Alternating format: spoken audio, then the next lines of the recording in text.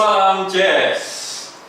Menarik sekali kita di Kota Pekalongan. Kalau kita bicara dengan Kota Pekalongan, histori kaitannya dengan musik, kaitannya dengan jazz, pasti tidak akan melupakan Omah Musik Idang Rasidi. Makanya kali ini saya bersama dengan pengelola atau owner dari Omah Musik Idang Rasidi, Bung Citro Utomo. Siap. Apa kabar Bung Citro? Alhamdulillah. Lama ya ketemu langsung ya. Lama sekali. Oke, Bung Citro, Ya. bisa sedikit sekilas ceritakan awal mula waktu itu tuh lobbynya gimana, kok bisa melobi sekelas Idang Rasidi gitu ya, bikin Omah Musik Pekalongan, kota kecil loh ini. Kalau diceritain dari A sampai Z, satu hari nggak cukup. Wah gitu ya. Nggak cukup satu hari. Ya kan, saya ceritakan yang simpel aja. Ya. Saya ketemu dengan beliau itu di era tahun 2008. Saya bikin workshop bareng teman-teman, dan juga waktu itu saya kejatuhan event dari Medco Green, tempat Pak Arifin Paninggono. Kebetulan saya create untuk wilayah Semarang dan Pekalongan. Disitulah saya satu mobil dengan beliau dan juga perwakilan dari Medco. Saya agak sedikit lupa itu orangnya dari Medco. Wajar nggak kan lupa saya. Disitulah saya langsung ngomong, Om, saya ingin buka kursus musik. Oh, bagus itu, gitu. Boleh. Kapan? Progres, segera. Nah, waktu itu di bulan bulan apa ya? Antara Agustus atau Oktober, saya lupa. Di 2008 itu progres. Akhirnya saya sering komunikasi sama beliau. Lah, di 2009, tepatnya 19 Januari itu, saya buka Omah Musik. Omah Musik Idang Rasidi, yang sejarahnya memang foundernya beliau. Atau Omah Musik memang identik dengan bahasa Jawa lokal, ya kan? Nah, saya meminta untuk nama beliau untuk saya tempelkan di Omah Musik. Begitu, Mas. Ya, kendalanya apa? Ada nggak kan? Itu saya cerita kendalanya ya waktu itu. Karena nggak mudah loh bikin sekolah musik ya. Kendala banyak sekali, Mas. Kendala banyak sekali. Kenapa banyak? Persiapan dana itu harus siap, ya kan. Jadi dalam progres waktu yang singkat itu saya tertantang harus persiapan harus cukup matang. Kebetulan juga rumah ini sejarah rumah dari saya kecil, saya tempatin. Saya nikah juga di sini. Ketika saya sudah mempunyai pendapatan, saya bisa membangun sebuah rumah di salah satu kampung di dekat Poncol. Di 2004 itu saya pindah, rumah sini kosong. Akhirnya saya manfaatkan. Gitu loh. Kebetulan saat itu saya belum megang dana, Mas. Iya. Saya belum megang dana. Akhirnya saya beranikan diri untuk saya anggungkan sertifikat ini ke salah satu bank. Disitulah perjuangan itu dimulai. Nah, gitu. Ini kan kota kecil gitu ya. Nah, ini kan salah satu juga sebetulnya visi misi atau sebetulnya basically kemauan yang kuat ya dari Bung Citro untuk memajukan ya kan. Pada zaman itu tuh nggak banyak lah ya sekolah musik gitu ya. Dan bagaimana dengan Mas Idang juga support sekali, kemudian terkait dengan operasional, kemudian guru-guru itu pada waktu itu awalnya seperti apa sih kalau kita? Itu dia. Kalau kembali lagi menceritakan masa lalu ini, mengungkap memori ini, mengungkap memori yang jatuh bangunnya cukup luar biasa bagi saya, Mas. Jadi di era itu kebetulan saya kenal dengan almarhum Mas Biji, ya. salah satu penggagas juga Bagus untuk Jatmiko. jazz yang ya Bagus Jatmiko. Dia banyak bantu saya. Ya, best drummer kalau saya ngomong itu, saya tidak akan melupakan beliau. Sejarahnya memang beliau ada di sini, beliau support, ya kan, beliau mengatur semua pembelajaran di sini, juga termasuk kurikulum dibentuk, ya kan, dengan almarhum salah satu asli anak Pekalongan, Erwin sama Biji. ya. Itu memang anak didiknya Om Idang semua, Betul. terutama Biji. Betul ya. Dari situlah saya yang tadinya tidak mengenal musik jazz, saya belajar sejarahnya di situ. Ya, kalau ngomong jatuh bangunnya ya luar biasa, Mas. Karena saat itu kan memang Pekalongan itu belum mengenal untuk jazz, itu belum. Awal lagi waktu era-eranya rock dan dangdut ya, susah, masih top-topnya ya, betul, ditinggal gitu. Betul. Eranya waktu itu susah untuk Pantura, Mas. 99% itu orang mengenal rock dan dangdut. Iya, betul. Gitu. Jadi saya juga teringat ya, luar biasa sebetulnya dedikasi sosok Biji gitu, Bagus Jatmiko ya. Sebetulnya itu punya histori juga kaitannya dengan kelahiran Omah Musik Pekalongan. Ya. Tidak akan lepas itu, Mas. Betul. Nah, secara singkat dari masa-masa susah itu sampai sekarang itu bagaimana perkembangan Omah Musik, kaitannya juga dengan musisi-musisi di Pekalongan itu dari sudut pandang Bung Cipto gimana? Sebetulnya gini, Mas, kalau untuk kita bicara musisi Pekalongan itu disinilah gudang musisi sebetulnya. Cuma memang ini menarik statementnya, gudang musisi ya? Iya, benar. Statement saya dari lihat, seorang pemilik Omah Musik. Saya lihat memang bagus. Kenapa saya ngomong bagus? Karena mereka notabene mempunyai grup yang mempunyai talent yang sangat bagus-bagus. Gitu loh. Cuma yang cukup kami sayangkan ini, mereka kurang bisa untuk guyup, bertukar pikiran. Jadi ambience di Pekalongan itu sangat berbeda jauh dengan Jogja atau Semarang lain ya. Sebetulnya saya mendirikan Omah Musik itu, saya sudah membawa ambience Jogja nih ke Pekalongan nih. Termasuk orang-orang Jogja ini ada beberapa yang saya ngomong, ayo bantu saya ya. Termasuk salah satu drummer bagus juga yang sekarang di Bali itu. Ada Yoyok juga di bass waktu itu. Terus bergantinya dengan adanya almarhum Ican. Itu anak-anak Jogja yang saya ngomong pendobrak ini anak-anak di Pekalongan. Baru dari era itu lahirlah Daniel, lahirlah Alni, ya kan, lahirlah beberapa teman-teman yang masih, mereka mungkin eranya masih SMP SMA, termasuk ada salah satu basis sandal yang sekarang bikin grup Embun Pagi atau apa itu yang di IG itu, dia bawa funk rock cukup terkenal. Kemarin juga mereka baru pentas di Kota Pekalongan, salah satunya juga merupakan anak didik kami juga. Iya. Oke. Nah, Bung Citra, Omah Musik ya. Ini kan memang sekolah musik ya, general ya. Tapi kadang-kadang idenya kan selalu kaitannya dengan jazz gitu ya. Karena ya gimana ya, karena pendirinya almarhum Bung Idang Rasidi gitu ya.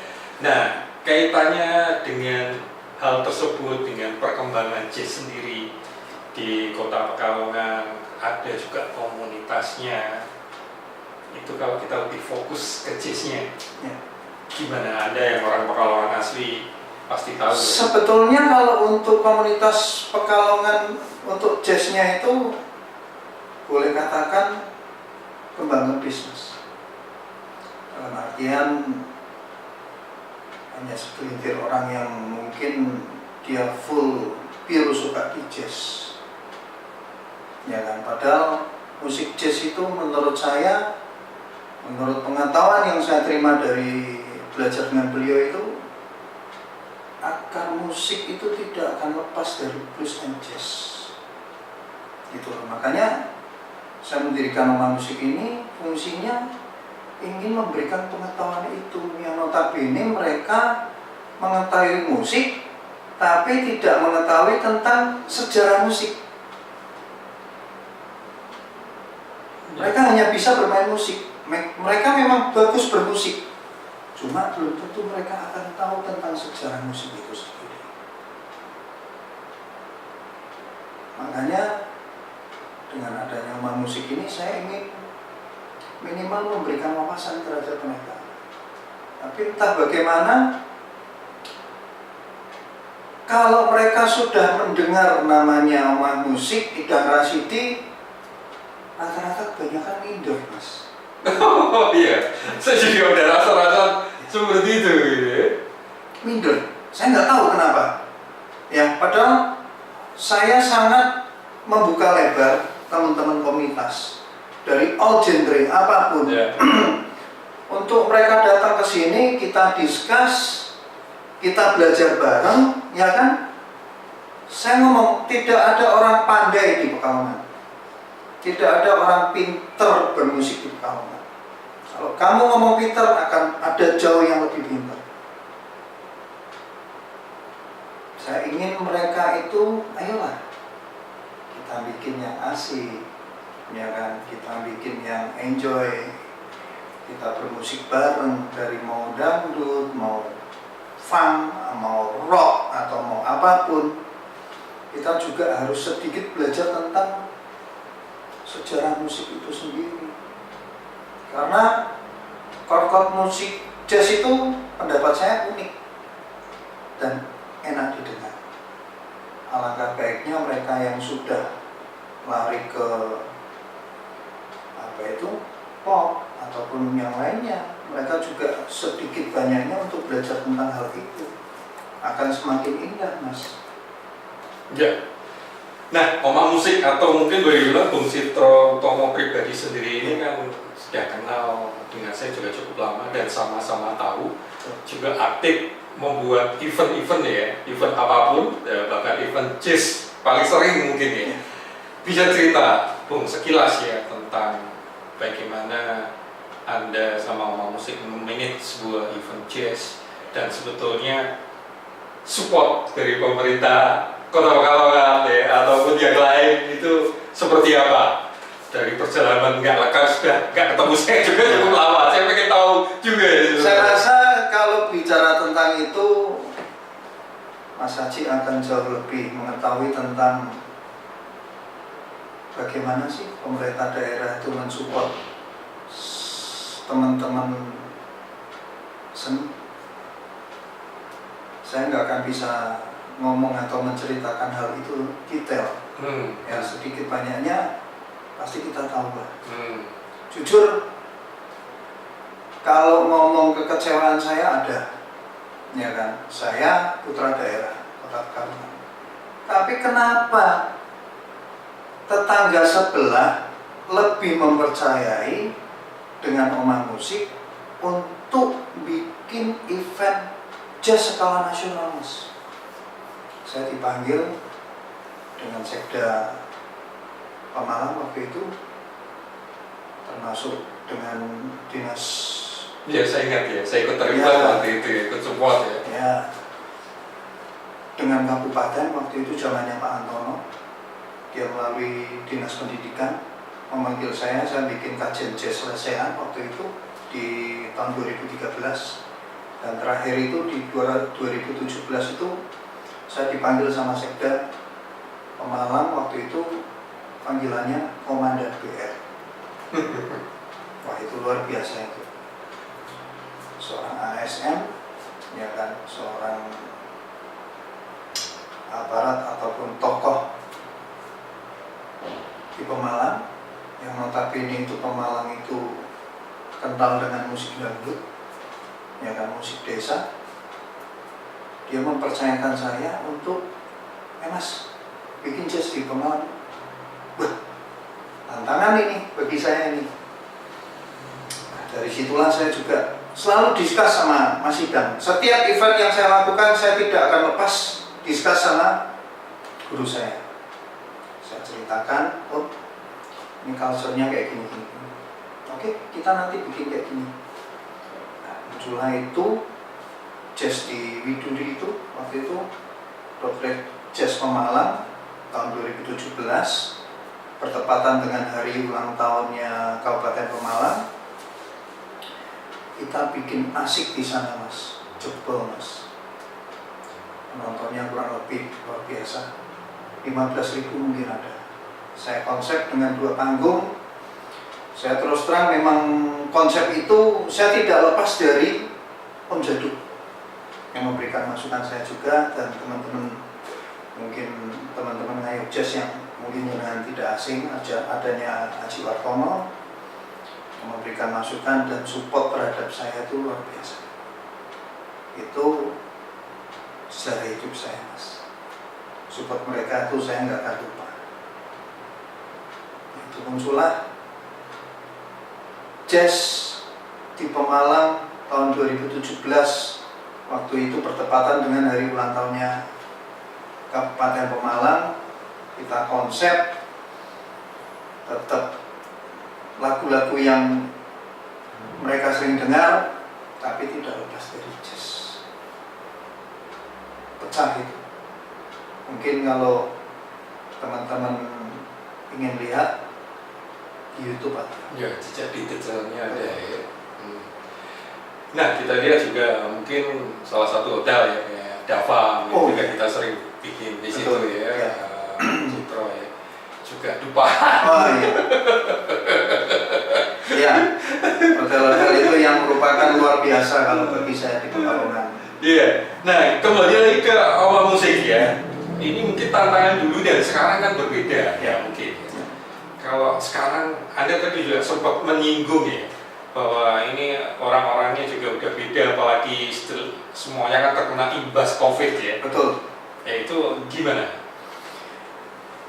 Saya sebetulnya dengan adanya imbas COVID itu sempat drop pikiran saya, ya kan, sempat ada sedikit putus asa juga, ditambah lagi dengan founder saya tidak ada. Itu merupakan pukulan yang cukup telak bagi saya, dan juga 3 tahun COVID itu mengikis saya untuk membibit gitu loh. Akhirnya saya mulai berdiri di Januari kemarin, saya progres, saya kembali lagi dari nol lagi Mas. Saya progres untuk anak-anak muda sekarang. Kebetulan saya lagi mengarahkan beberapa anak band untuk mereka mengenal tentang jazz, mereka belajar tentang jazz, tapi saya tidak menekankan mereka untuk mengikuti ke genre jazz. Minimal mereka tahu dulu. Itu ada anak dari IAIN, dari Unikal, dari SMA 1. Yang terakhir ini yang masih saya bimbing ini anak-anak mantan dari PW Band Panjangwetan. Sekarang mereka sekolah di SMP kelas 1.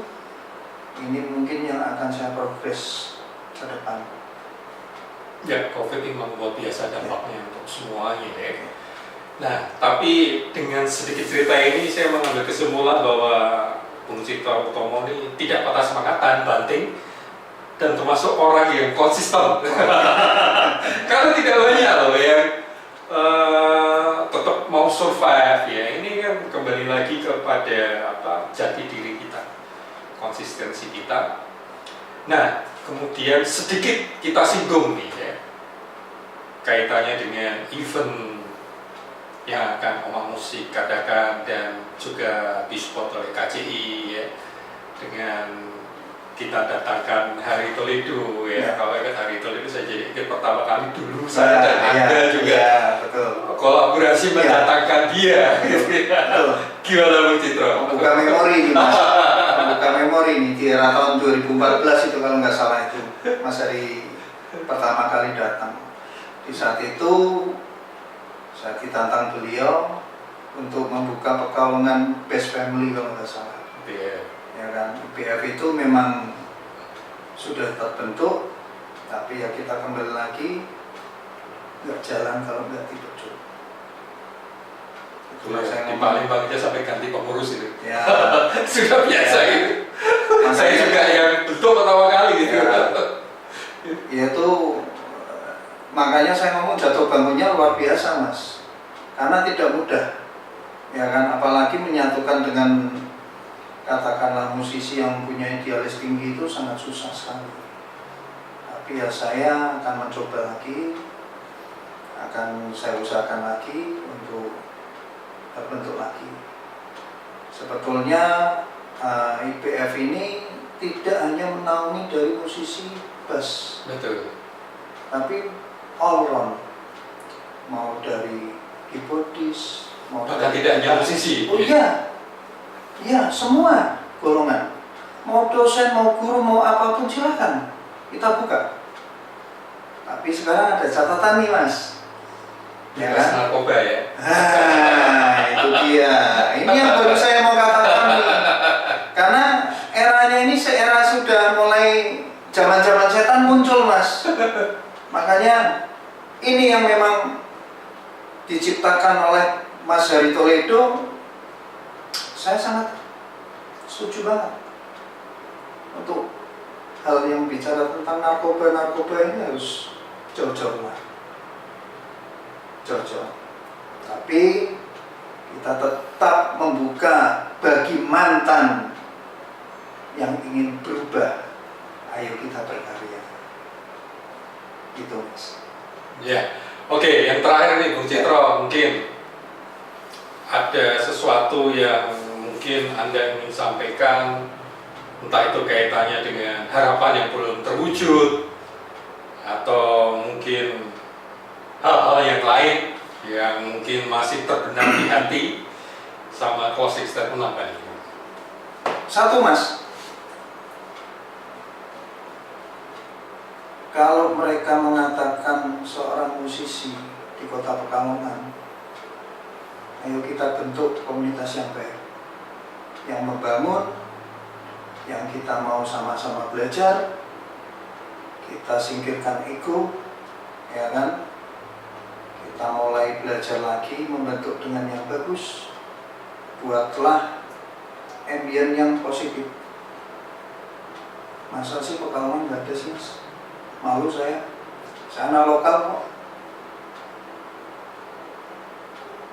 Yang mau, ayo kita mainkan lagi. Yang nggak mau, ya jauh-jauh aja, nggak apa-apa, nggak masalah. Kita akan mencari anak-anak yang mau aja, yang berpikiran positif, sehat, ya, dan tidak saling menjatuhkan. Kalau bagi mereka yang anak-anak model begitu, udah nggak usah mendekat lah. Itu aja sih, Mas. Oke, terima kasih Bung Citro. Ya. Sukses untuk ngomong musik Ya, dan semoga Gerumpungan Jazz Pekalongan Siap. dengan Hari Toledo juga berjalan dengan optimal, lancar. Satu kata saya ucapkan terima kasih ke teman-teman KJI yang luar biasa ini. Semua teman musik, Mas Aji, Mas Herdito yang di belakang layar ini luar biasa ini, jauh-jauh dari Semarang support saya. Saya matur nuwun banget nih sama kalian. Oke. Ya, matur nuwun.